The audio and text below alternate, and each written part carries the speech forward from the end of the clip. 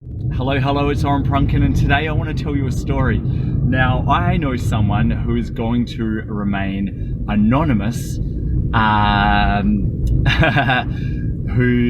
I'm only saying this for the protection of themselves. Let's call him Colonel Mustard. I know someone that goes by the name of Colonel Mustard, and whenever they get a telephone call, so they're from the old school, they have a landline at their house. Whenever they get a telephone call on this landline, and the person calling says, "Oh, hello, is Colonel Mustard there?" And Colonel Mustard says, "Oh yeah, they are. Let me go get them for you." And then what Colonel Mustard does is puts down the phone, doesn't hang up, but puts down the phone while it's still connected, and then literally walks off and then goes about their day. And then, half an hour later, they go back to the phone and then they just hang it up because obviously the person calling is no longer on there. Now, this illustrates a very important point. Now, this person, Colonel Mustard, is a bit mean, but it's kind of a bit telling about the interruption that happens with phone calls. Now, the person that was asking for Colonel Mustard was a cold caller, and I have done cold calling, and I'm not going to go into what I've learned and how you can do cold calling really effectively today, but it illustrates the point that interruptions people get massively annoyed with, as illustrated by Colonel Mustard. So really what I want to talk about today is the type of content, and although this cold caller was delivering a sales script, which is a type of content, what I want to talk to you about today is the type of content that you use for each channel. Now, I want to kind of break it down in terms of three different things to think about. First, the frequency. Second, the length.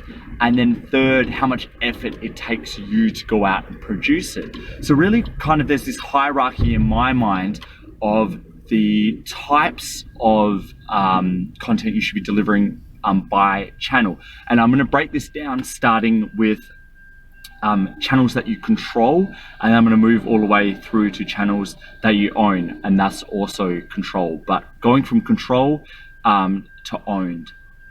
So I really want to break it down in terms of starting out with stories. So you've got Snapchat stories, you've got Instagram stories, you've got Facebook stories, and I'm also including in there Twitter.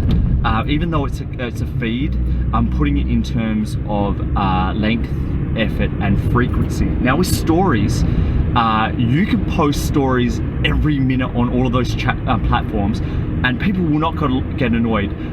They will relish in it, and they will actually thank you for posting that frequently. I go through my Snapchat stories, for example, and it will literally take me an hour to get through every single person I am following and all the stories they post every day. Some people post 20 to 50 different stories every day, and it's so easily and snackable, easily to consume and snackable, that it makes it really good. Now, if you can imagine you did phone calls, cold calling people every 5 minutes, you would get your house firebombed.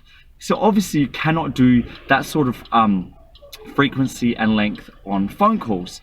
But stories is totally fine. So then when you move down the hierarchy, or up the hierarchy, whichever way you're looking at it, we're moving into feeds. So we've got two kind of types of feeds. The first type of feed is feeds that are timely. So I'm talking about like Facebook feeds, I'm talking about LinkedIn feeds, where you post something and then it just gets lost in the feed.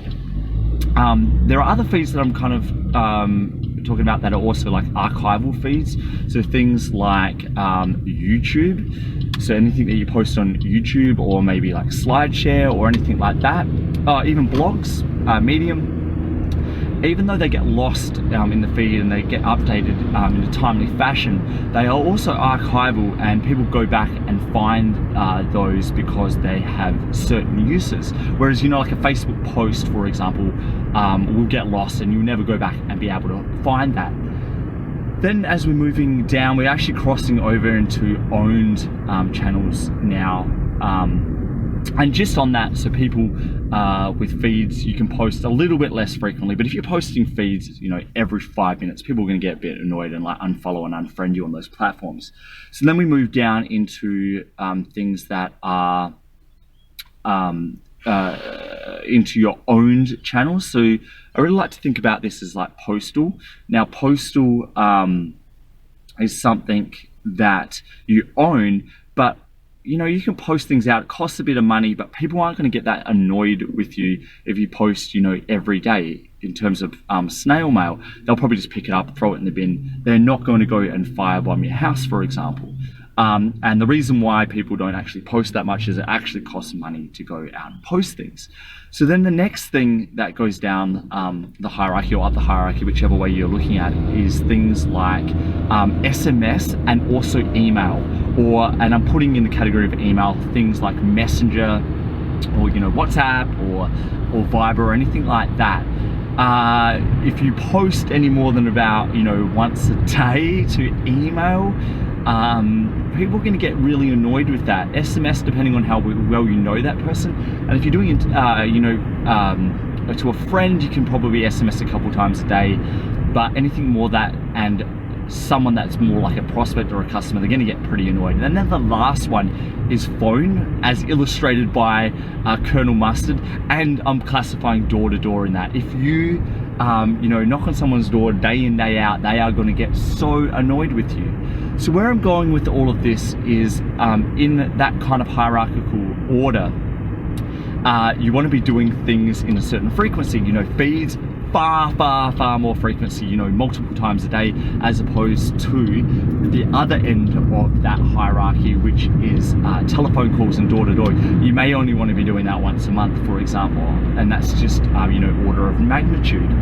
And then everything in between, maybe weekly or daily in terms of that frequency. And also in terms of length, the platforms for stories only allow you to do very short length content. Twitter, a certain amount of characters, and same with Instagram stories and Facebook stories, certain amount of length. But if you are doing, a telephone call, for example, you can, and you've earned the trust, and you've earned the right to be able to talk to that person, not a cold call. I'm going to get to that probably in a little bit, because, actually with cold calls, the way people do it, I'll address it now, the way people do it is they're just selling off the bat and they haven't built up any relationship, any knowing, liking or trust to get to that point. I digress. But in terms of a telephone call, you could spend an hour on a telephone call with someone you think about with friends they haven't spoken to in a while. You can spend an hour on there and it's very welcomed. So the length of content you're doing for a telephone call, or even like a YouTube video, this one is going on to 8 minutes now. That's totally fine because it lands at the right length for the right frequency that you are delivering that to someone. And then it kind of brings on to that third point that I mentioned originally, is around the amount of effort you need to put in. Snapchat stories, Instagram stories, any of those stories, or Twitter, or even Twitter feeds. No thought, virtually no thought needs to go into that, or no effort as well, or money. You just creating that content on the fly with very little filtering or editing or anything like that. But you go to do a blog post. I spend months creating blog posts, writing them, rewriting them, editing them, and working out how I am going to distribute them, for example. So you're going to be spending a lot more effort, but that is more of an archival bit of content that's going to stay and be evergreen for a really long time. So I hope the story of Colonel Mustard and how that person approaches channels and channel frequency, and then what type of content in terms of length and effort should be delivered, gives you some insights into the channels you should be using, the hierarchy that they have, and how not to get burnt by sending the wrong thing at the wrong time, at the wrong length, via the wrong channel.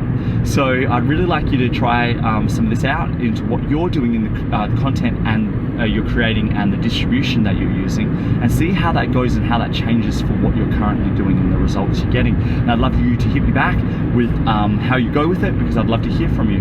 And until we talk next time, take care and we'll talk soon. Goodbye. Thanks for listening, and if you like what was on here and want more, please go to orenprunken.com.